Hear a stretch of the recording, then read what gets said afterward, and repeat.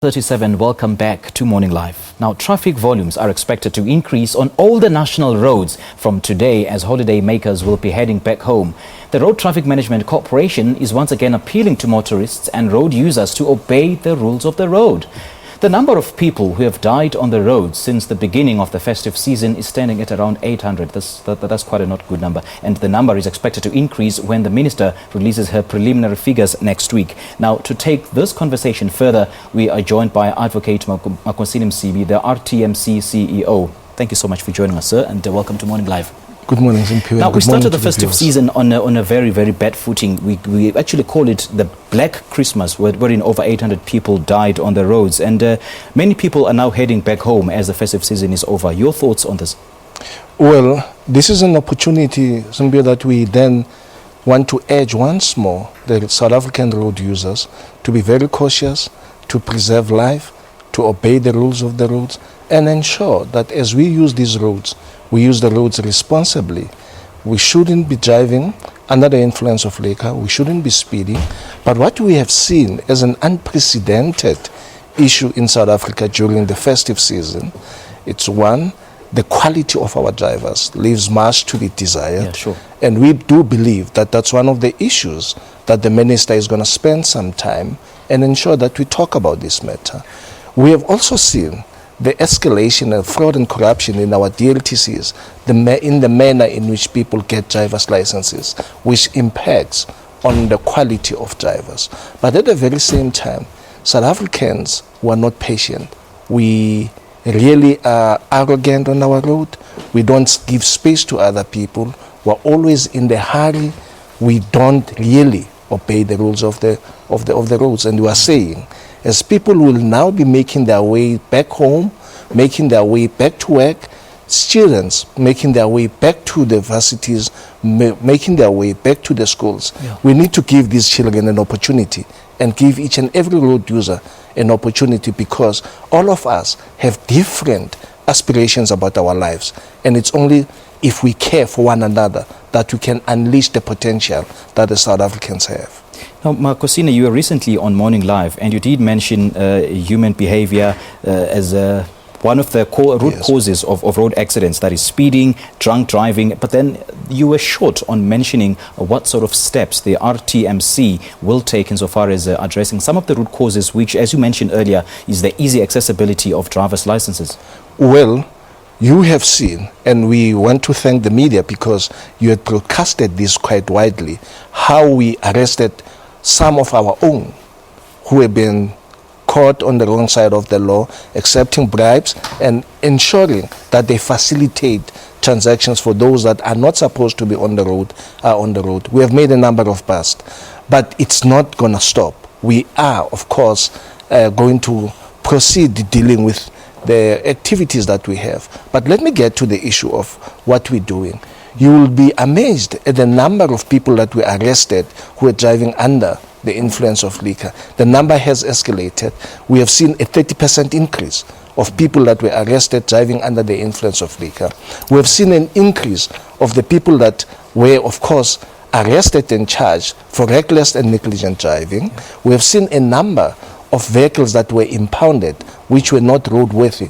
Not only the public transport, but also the private vehicles, where vehicles will then be on the road when tires are smooth, worn out, steering wheels not functioning, and we have impounded those vehicles. That also begins to buttress the point that South Africans don't value their lives.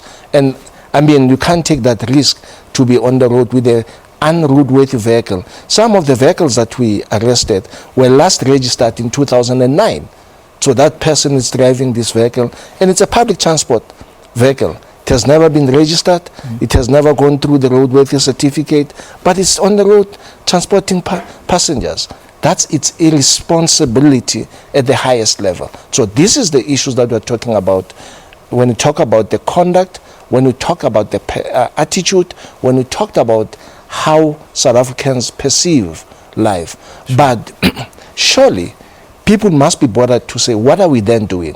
One of the issues that we're now beginning to intensify, we have been talking about the amendment of the legislation, bringing on board the issue of mandatory sentences. We're proud to announce that the Department of Justice has now come on board, as well as NDPP. We are now beginning to look at the amendment of the legislation, because this is one of the issues that will ensure that we deal decisively with the lawlessness on our roads. When people know that the laws have been reclassified, we have a Schedule 5 where we'll then be saying that before you are released, you must spend 7 days behind the bars and then make a formal bail application to the courts, and also then come with the mandatory minimum sentences. But we are also looking in terms of the Road Traffic Act itself, how we then begin to amend some of the regulations that will empower our traffic officers to summarily begin to deal with the driver's license, because we have now seen that most of the people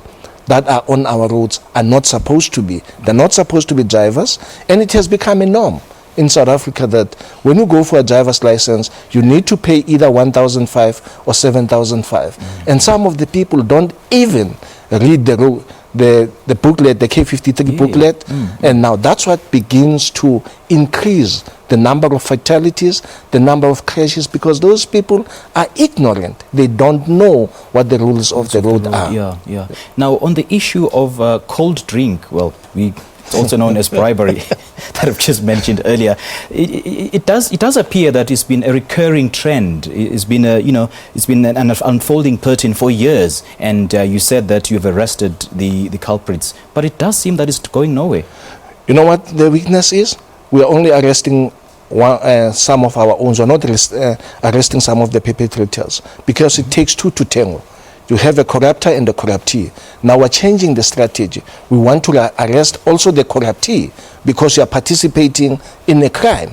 So this is one of the issues that we, in the strategy that we have now come out, and in the review of the legislation, we're now beginning to intensify, because road users are, in certain instances, you are enticing the traffic officers. Now we need to deal decisively with this matter. Once we have dealt with those issues and those steps, the public itself will assist us in reducing the numbers of fatalities. Now, the preliminary stats will be released next week. Are you able to give us the current figures? Well, it's unfortunate that I will not steal the thunder from the minister, but you will be very shocked that we have done extraordinarily well, having taken the preliminary statistics, because everybody was expecting that we'll be reaching the 2,000 mark, and I don't think we'll reach that mark. And if this weekend we can conduct ourselves responsibly, we might even reduce the numbers. Hence, we are appealing to each and every road user to be responsible using our road. Indeed. Thank you so much for your time. Thanks ever so much, and thanks ever so much. All right, then. That was a CEO for the RTMC, Advocate Makhosini Misibi, just talking to us about some of the concerns as roads will be packed from next week on, following high volumes of traffic on the roads, as holiday makers will be heading back to their homes after the hectic festive season. Well, we'll take a short break now, and Morning Live will continue right after this.